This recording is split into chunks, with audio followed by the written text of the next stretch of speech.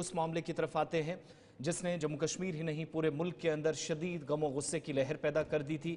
यही दिन था 22 तारीख का दिन। हिस्ट्री ऑफ द डे में भी हमने आपको बताया कि 22 तारीख को कौन कौन से वाक़यात हुए हैं, लेकिन माजी में 22 तारीख को जब जब याद किया जाएगा तो 22 अप्रैल 2025 भी न भूलने वाली तारीख है, न सिर्फ जम्मू कश्मीर के लिए बल्कि पूरे मुल्क के लिए। और उसके बाद जिस तरीके से भारत और पाकिस्तान के दरमियान कशीदगी, सरहदी सूरत हाल, दोनों ममालिक के दरमियान राब्ते मुकम्मल तौर पर मुनक़ता होना, ये सारा सिलसिला एक माह के दौरान देखा है। इसी पर खास तौर से आज बात करेंगे। चलिए बात करेंगे जरा एक माह की, उस एक महीने की जो 22 अप्रैल से 22 मई के दरमियान हो चुका और 22 सरन पहलगाम के वारदात को पूरा एक महीना मुकम्मल हो चुका है। एक महीना मुकम्मल होने के साथ ही पाकिस्तान के अंदर इंतहा पसंदी और दहशतगर्दाना कार्रवाइयों में मुलविस ठिकानों को तबाह करने का दावा भी हुआ और उस दावे की दलील भी मीडिया के सामने रखी गई है। ताहम पाक भारत कशीदगी में इस एक महीने के दौरान काफी ज्यादा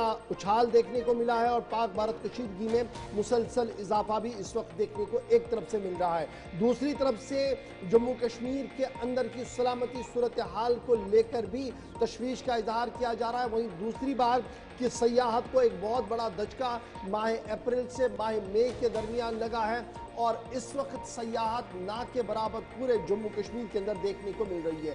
22 सरन के अंदर 22 अप्रैल को मुसल्लह अफराद की तरफ से 22 लोगों पर निशाना साधा गया था, जिसके बाद पूरे मुल्क के अंदर गम व गुस्से की लहर पाई गई। सिक्योरिटी दस्तों को मुकम्मल तौर पर इख्तियार दिया गया, ऑपरेशन सिंदूर को चलाया गया।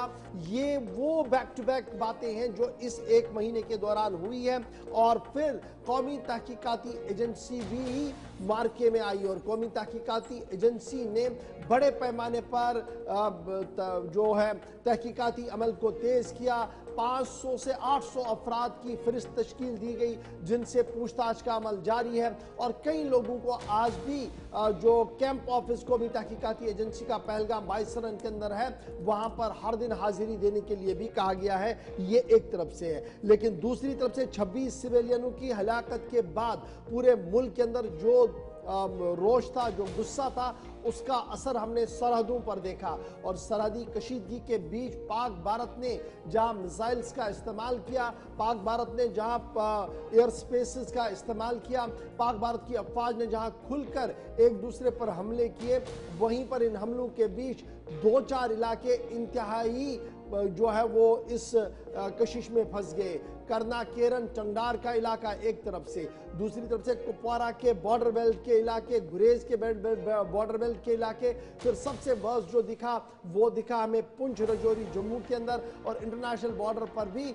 सूरत हाल पुरतनाव बनी। इस दौरान जहां एक तरफ से 2 दर्जन से ज्यादा यानी 26 के करीब सिविलियन 22 सरन के अंदर मारे गए, उसके बाद ये ऑपरेशन जो सिंदूर चलाया गया इसमें भी पाकिस्तानी शेलिंग की वजह से कई सिविलियनों की हिलाकतें हुई है, जिनको लेकर अब सरकारी तौर पर मुआवजा देने की भी बात कही जा रही है। और यही वजह है कि वजीर आला उमर अब्दुल्ला ने जम्मू और श्रीनगर के अंदर कैंप करते हुए इन इलाकों का दौरा भी किया। लेफ्टिनेंट गवर्नर मनोज सिन्हा भी मुख्तलिफ इलाकों के अंदर गए और ऑपरेशन को मजीद तेज करते हुए डिप्लोमेटिक फ्रंट्स पर इंडस वाटर ट्रीटी को तोड़ना, फिर आगे देखते हुए कि पाकिस्तान के साथ तमाम तिजारती मामलात को बंद करना और फिर आगे चलते हुए हमने देखा कि डोनाल्ड ट्रंप का जम्मू कश्मीर का जिक्र करना। ये वो ऐसे मामलात थे जो इस एक महीने के दौरान चले हैं। लेकिन आज के दिन एक महीने के बाद सूरत हाल है क्या, इसको जरा ग्राउंड पर टटोलने की कोशिश करें। जनूबी कश्मीर से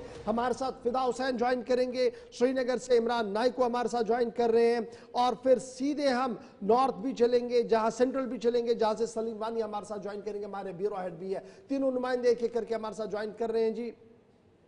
सबसे पहले सलीम आपके पास आ रहा हूं। 22 सरन पहलगाम का मामला और 22 सरन पहलगाम के मामले के बाद जो सूरत हाल उभर कर सामने आई है, किस तरीके का माहौल एक माह गुजरने के बाद इस वक्त वादी कश्मीर के अंदर आपको नजर आ रहा है?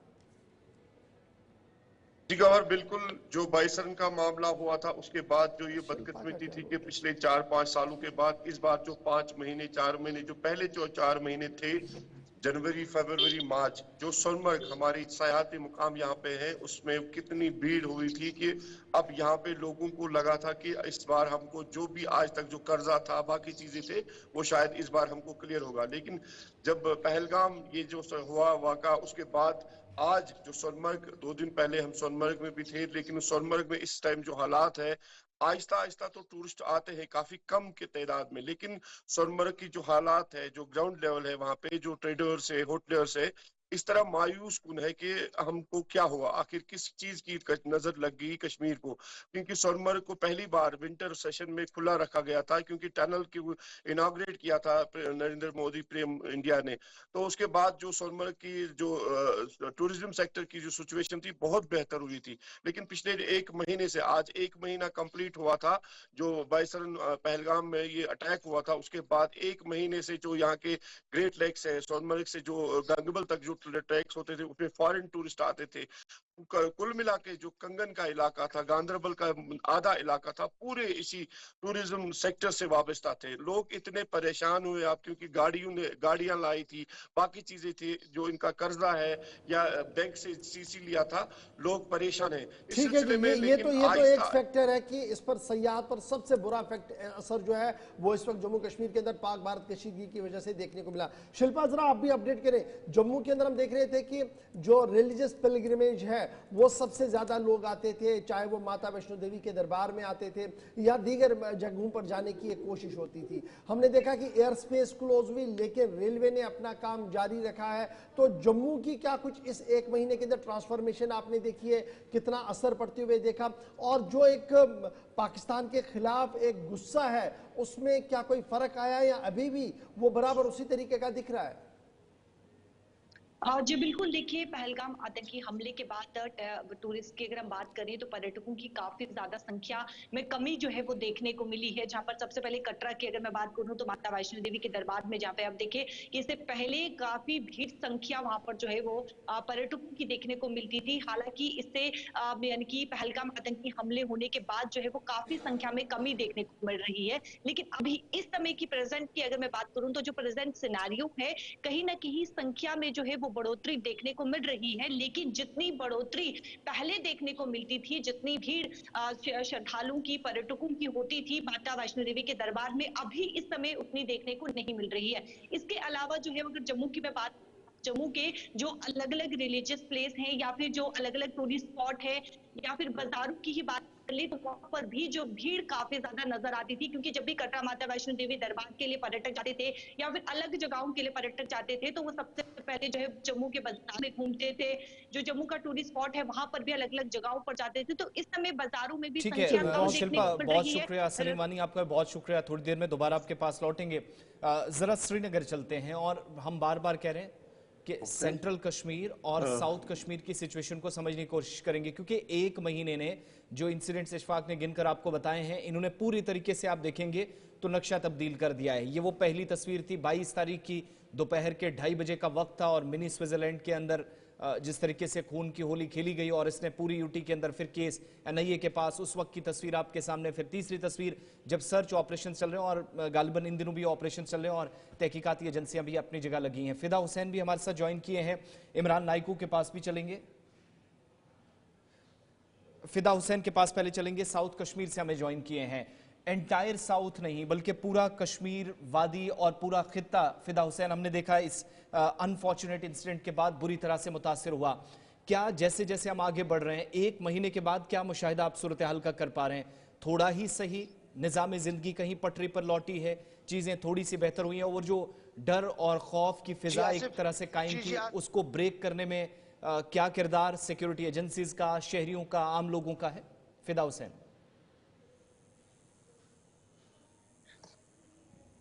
फिदा, आप तक आवाज पहुंच रही है?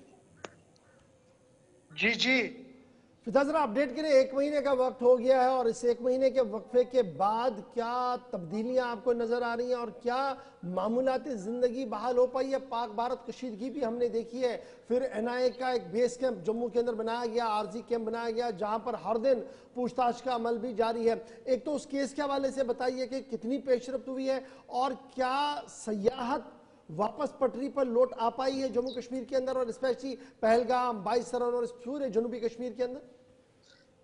देखिए, दो तीन चीजें हैं जहां आपने अपने सवालात किए कि एक महीना पूरा हो चुका है और इस एक महीने के बाद पहलगाम की सूरत हाल कैसी है। लेकिन पहलगाम की सूरत हाल जो बयान कर रही है वो ये कि इन दिनों काफी ज्यादा रश जो है पहलगाम की सड़कों पर रहता था और पहलगाम में पैर रखने के लिए वहां पे जगह नहीं मिलती थी। लेकिन आज सन्नाटा है, सड़कें सुनसान नजर आ रही है। हालांकि गर्मी से बचने के लिए जो सैलानी है वो यहाँ पे पहलगाम पहुंच जाते थे। लेकिन इशफाक मैं बता दूं कि बाइसरन हमले के बाद सबसे ज्यादा असर अगर किसी शोबे पे पड़ा है तो वो सयाहत पे पड़ा है और पहलगाम के उन होटलियर्स पे पड़ा है, पहलगाम के उन बेरोजगार नौजवानों पे पड़ा है जो नौजवान बेरोजगार वहां के मुख्तलिफ रेस्टोरेंट्स में काम करते थे, वहां पे होटल्स में काम करते थे। लेकिन उस शोबे में जहां पे 100 मुलाजमीन काम करते थे वहां वो आंकड़ा जो है बिल्कुल नीचे आ चुका है। लेकिन अभी भी पहलगाम के लोग इंतजार कर रहे हैं कि कब मेहमान आएंगे, कब हम मेहमानों की मेहमान नवाजी करेंगे। लेकिन जहां पे आपने सवाल पूछा कि उस हमले में अभी पेशरफ्त कहाँ है, क्योंकि एनआईए के पास एक केस है, एनआईए जो है वो तहकीकात कर रही है। लेकिन अभी तक एनआईए की तरफ से जो जांच कहां पहुंची है, उसमें क्या कोई गिरफ्तारी हुई है, क्या कोई ऐसी चीजें एनआईए के पास हाथ में लग गई है, ये अभी तहकीकात का मामला है। लेकिन जहां पे अनंतनाग से लेकर आपको याद ही होगा खनाबल पहलगाम रोड काफी मशहूर है, काफी जाना जाता है पूरे मुल्क में। लेकिन वो सड़कें जो है खनाबल से लेकर पहलगाम तक जो है वो खामोश है। और पहलगाम से लेकर अगर अगले पड़ाव की बात करके अगले जितने भी रास्ते जाते हैं पहलगाम के मुख्तलिफ जगहों के लिए, वहां पे खामोशी छाई अच्छा फिदा, हुई जरा है। फटाफट लेकिन से इस एक चीज खामोशी बताइएगा, ये तो आपने कहा कि अभी भी खामोशी है, अभी भी वो चीज जो वो सीधे ग्राउंड पर दिख रही है एक महीने का वक्त गुजरने के बाद भी। अब हमारे सामने एक और पड़ाव है, डेट अमरनाथ जी यात्रा, और अमरनाथ यात्रा को लेकर इंतजामिया ने अपनी कमर कस ली है और रजिस्ट्रेशन प्रोसेस अभी तक जो हमारे पास इतलात है 3.5 लाख से ज्यादा लोगों ने रजिस्टर भी कर लिया है। तो क्या उस जिमन में कोई पेशरफ हो रही है, क्योंकि बेस आपका पहलगाम ही रहना है, बेस कैंप आपका पहलगाम है जहां पर सबसे ज्यादा यात्री जो वो आके रुकते हैं और उसके बाद अपनी यात्रा को आगे चलाते हैं? देखिए, श्री अमरनाथ जी यात्रा जो सालाना अमरनाथ यात्रा रहती है, जिसके लिए पहले ही जो सरकारें होती है या जो श्राइन बोर्ड है या जिला इंतजामिया है उन्होंने अपनी तैयारियां कहां तक पहुंचाई है। लेकिन श्री अमरनाथ जी यात्रा के हवाले से जहां पर तैयारियों की आपने जिक्र किया है वो तैयारियां जो है शदुमत से जारी है। और उस बीच जितने भी घोड़े वाले हैं उनकी टैगिंग हो रही है। बाकी जो भी चीजें वहां पर अगले पड़ाव के लिए जाती है, चाहे वो चंदनवाड़ी हो, उसके बाद जितने भी पड़ाव है गुफा तक, वहां पर जो है काम शदुमत से जारी है। और उम्मीद की जा रही है कि जितने भी लोग पहलगाम के रास्ते से श्री अमरनाथ जी यात्रा के दर्शन के लिए जाएंगे वो खुश होके यहाँ से आएंगे और खुश होके वापस बाबा के चलिए, बहुत शुक्रिया करके फिदा हुसैन हमारे साथ लौटा। ज्वाइन करने के लिए। जरा इमरान के पास चलते हैं जी, इमरान का बड़ा फ्रेम दिखाइएगा, ये बड़ी इंपॉर्टेंट लोकेशन पर इमरान है।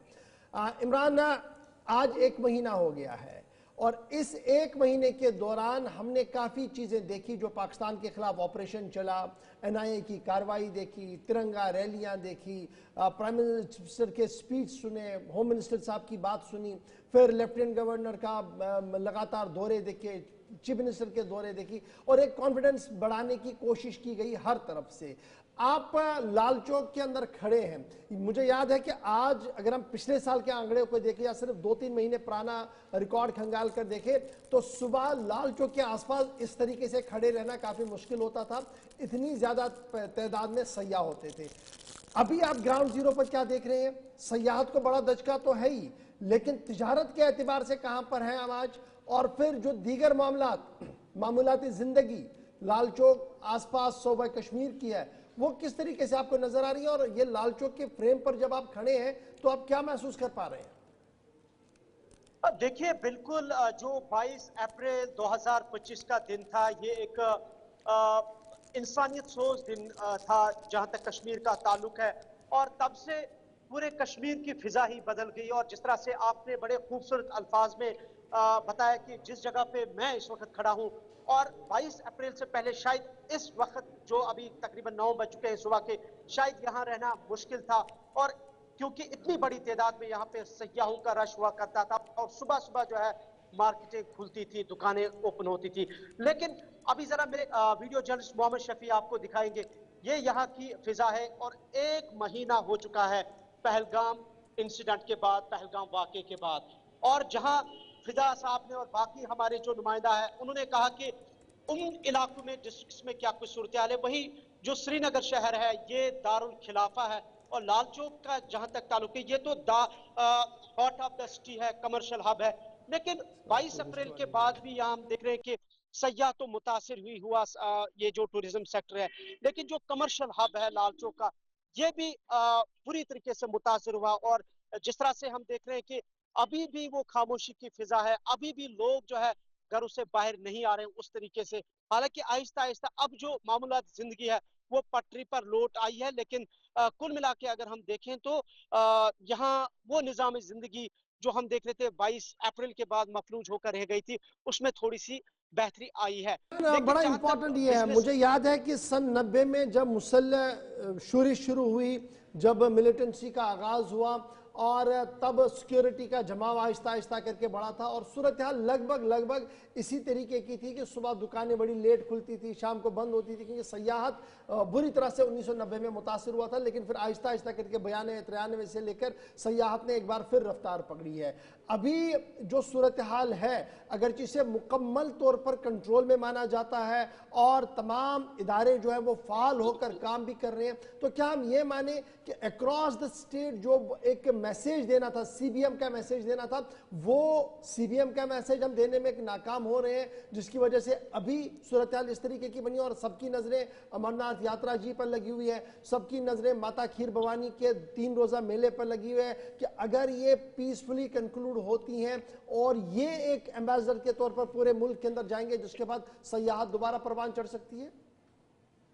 जी बिल्कुल, देखिए जिस तरीके से हाल ही में इस पहलगाम इंसिडेंट के बाद सरकार ने कश्मीर की 48 ऑफ टूरिस्ट डेस्टिनेशंस को बंद करने का ऐलान किया, उसके बाद हमने देखा कि जो कन्फ्रंट्रेशन हुई, military confrontation between India and Pakistan, और एक खौफ पैदा हुआ खासकर सयाहों के बीच में। और उस खौफ की वजह से हजारों की जो बुकिंग्स है टूरिस्ट की, उन्होंने वो कैंसिल की। और अभी जो टूरिस्ट डेस्टिनेशन है खासकर श्रीनगर शहर की, जहां तक हम बात करते हैं, डल लेक हो, निशात हो, शालीमार हो या बाकी जगहें हो, तो सारी जगहों पे अभी वो खामोशी है, सयाह नहीं आ रहे। और बड़ा इंपॉर्टेंट यह है जो आपने भी इशारा किया है कि शायद वो मैसेज अभी हम कन्वे नहीं कर पाए हैं जिसकी जरूरत थी या जिसकी अभी जरूरत है। अमरनाथ जी यात्रा 2025 भी 3 जुलाई से शुरू होने वाली है।